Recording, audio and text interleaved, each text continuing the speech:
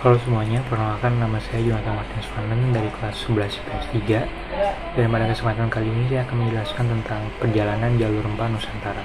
Jalur rempah sendiri adalah jalur komoditas rempah yang melintasi banyak area dan berbagai pelabuhan di dunia, terutama dari wilayah Nusantara Barat, melintasi Asia, Afrika, hingga Eropa.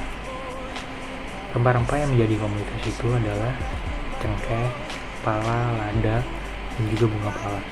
Rempah-rempah tersebut mendorong perkembangan perdagangan internasional di Asia Tenggara. Meski para pedagang Eropa banyak juga yang mengeksplorasi laut untuk mencari rempah-rempah, tetapi penjelajahan samudera Eropa untuk mencari rempah-rempah sangat erat kaitannya dengan kolonialisme.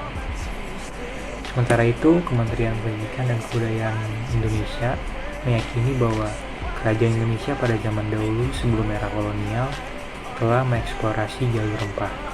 Diperkirakan peran Indonesia dalam jalur rempah dunia telah mencapai ribuan tahun, 2000 sampai 5000 tahun, bahkan jauhnya dibandingkan dari perkiraan para sejarawan barat.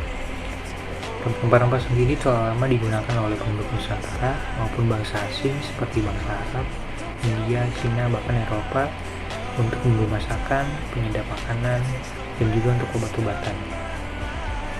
Secara luas, wilayah Nusantara itu terbagi menjadi dua sebagai penghasil rempah-rempah, yaitu ada wilayah bagian timur, yaitu ada Kepulauan Maluku dan Kepulauan Banda yang menghasilkan cengkeh dan pala. Kemudian ada bagian barat, ada Sumatera, Jawa, Kalimantan yang menghasilkan lada. Dan juga masih banyak lagi daerah-daerah Nusantara yang menghasilkan berbagai rempah-rempah seperti pohon cengkeh yang merupakan tumbuhan asli di Pulau Ternate, Tidore, Moti, Makian, dan Bacan. Serta juga ada pala dan juga bunga pala yang berasal dari pohon pala yang merupakan tumbuhan endemik Sumatera, Pulau Banda.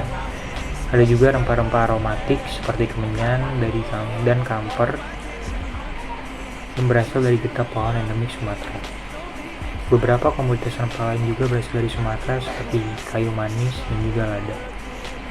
Karena banyaknya rempah-rempah yang di wilayah Nusantara ini, maka emporium atau pusat perdagangan terbesar terletak di Nusantara, yaitu di Malaka, di mana pusat perdagangan ini terletak di jalur perdagangan integrasi Asia, sehingga banyak dilalui oleh para pedagang-pedagang asing.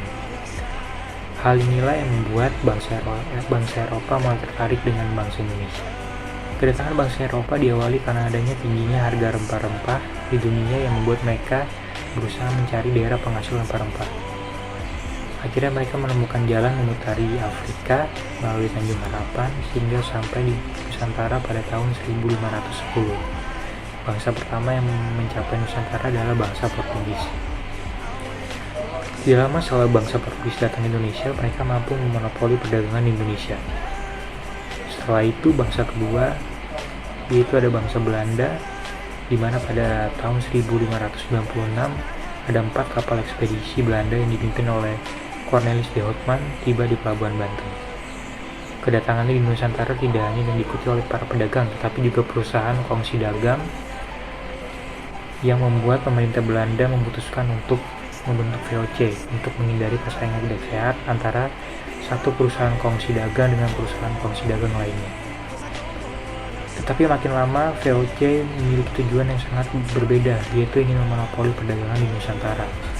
Salah satunya mereka ingin memonopoli perdagangan di wilayah Banten, sehingga pada saat itu pecahlah perang antara Kesultanan Banten dengan VOC, di mana akhirnya Kesultanan Banten takluk pada tahun 1682 di tangan VOC. Pada pertengahan awal abad 17, VOC juga melakukan serangan ke Makassar untuk menguasai perdagangan di Nusantara, sehingga hampir seluruh wilayah Nusantara dimonopoli perdagangannya oleh VOC. Kurang lebihnya seperti itu untuk materi perjalanan jalur rempah Nusantara. Salah satu hal yang bisa saya ambil dari materi ini adalah bahwa saya mengetahui bahwa rempah-rempah itu sangat istimewa sekali dan sangat spesial sekali bagi bangsa Indonesia, dan tentunya sangat bernilai di mata dunia juga tentunya. Karena bisa kita lihat dari zaman dahulu banyak bangsa Eropa yang berlomba-lomba bahkan untuk datang ke Indonesia untuk mencari rempah-rempah ini. Tentunya kita sebagai generasi muda di masa yang akan datang harus bisa mengelola sumber daya alam ini sehingga bisa membawa dampak yang positif tentunya bagi bangsa Indonesia. Dan jangan sampai lupa bahwa zaman dulu itu banyak jadi monopoli perdagangan, di mana karena bangsa Indonesia karena tidak mampu mengontrol si rempah-rempahnya tersebut. Dan jangan sampai hal tersebut terulang kembali di masa yang akan datang. Maka dari itu, kita sebagai sumber daya manusia Indonesia harus bisa memiliki kredibilitas yang baik, dan tentunya harus bisa belajar dengan baik juga, sehingga nanti ke depannya kita bisa mengelola kekayaan alam ini dan juga bisa membawa dampak positif bagi Indonesia, dan tentunya bisa melambungkan nama Indonesia di kasta dunia.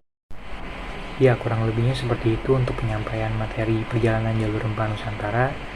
Saya mohon maaf jika terdapat banyak kesalahan dalam penyampaian materi ini. Saya Jonathan Martins Vanden, sekian dan terima kasih.